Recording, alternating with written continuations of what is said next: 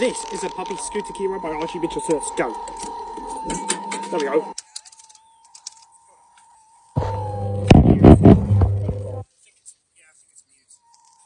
Made by Archie Mitchell in 2002 under no license.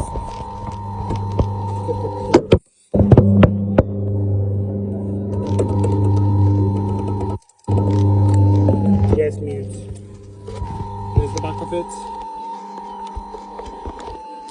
Yeah. This is a, yeah, I'm thinking this is a light blue or purple puppy scooter. So yeah.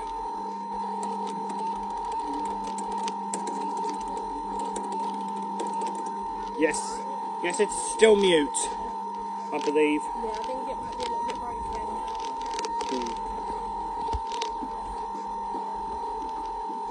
There's the puppy scooter itself. Yeah, to me, it kind of looks like Clifford to me because of this, because of the eyes, or maybe Gromit because of the ears and the nose. So yeah, I think that should be cool. So yeah.